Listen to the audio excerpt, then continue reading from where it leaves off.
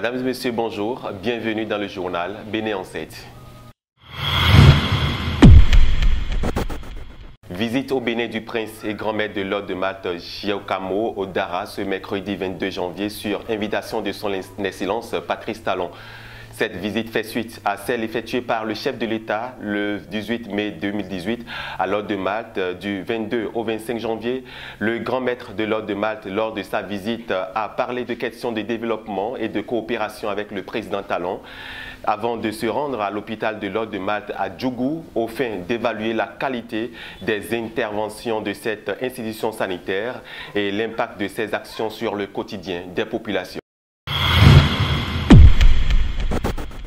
Le ministre de la Communication et de la Pose porte-parole du gouvernement, Alain Oronla, était face aux hommes des médias ce 24 janvier pour aborder plusieurs sujets, dont l'arrestation du tueur Biaou Faleti, instigateur des dernières manifestations enregistrées à Savet. Son arrestation est motivée par des actes de vandalisme et de violence perpétrés par certains citoyens à ses soins depuis quelques jours et des enregistrements audio-vidéo incitant à la révolte et à la désobéissance publique. Nous restons à cette conférence de presse du ministre Alain Oronla qui annonce la nouvelle méthode de communication du gouvernement. Le GFP, entendez gouvernement face à la presse, est un cadre plus adéquat, selon le ministre, pour les professionnels des médias d'avoir des informations actualisées du gouvernement pour bien informer le public. L'objectif de ce partage, l'objectif bien sûr est de partager l'information, la vraie, avec les populations sur des réalisations du gouvernement dans tous les secteurs, notamment dans le domaine de la santé, de l'eau, de l'énergie, des infrastructures, de l'éducation et dans bien d'autres domaines. Prise ce mercredi 22 janvier du décret de convocation du corps électoral lors du Conseil des ministres, c'est désormais officiel. Les tractations peuvent donc commencer pour la conquête au niveau des partis politiques officiellement reconnus, notamment pour les positionnements sur les listes électorales. Les Béninois sont donc attendus aux urnes le 17 mai prochain en ce qui concerne les élections municipales et communales. Opération de libération des berges lagunaires dans la ville de Cotonou. La berge lagunaire du marché d'Antokpa située à Todomé a connu dans la journée du 7 janvier dernier la visite des bulldozers pour une toilettage générale des lieux. L'état des lieux, quelques jours après, laisse les populations perplexes qui appellent l'État à agir pour la suite. Reportage.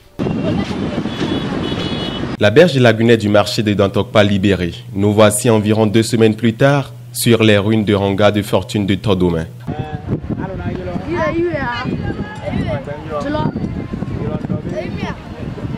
Attaché à son ancien lieu de vente, cette cinquantenaire visiblement refuse de céder et se fabrique un nouvel abri de fortune. Des jeunes sont sur les lieux afin de récupérer des débris de fer en vue de les commercialiser. Pour les vendeurs venus de loin, ce site servait non seulement de lieu de vente, mais leur permettait également d'y passer la nuit et pour cette raison, il ne fallait pas le détruire.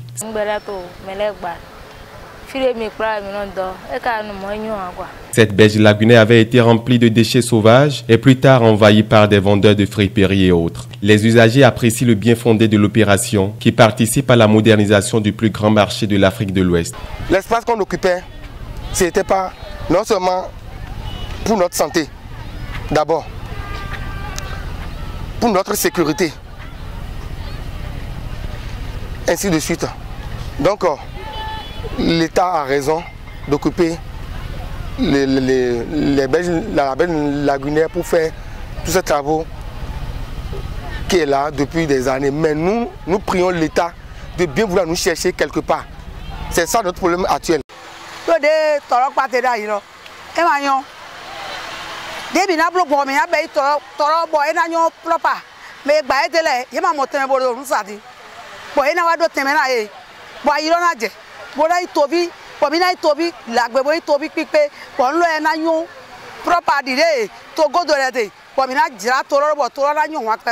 Le génie militaire est donc vivement attendu pour la suite des travaux d'assainissement de la berge.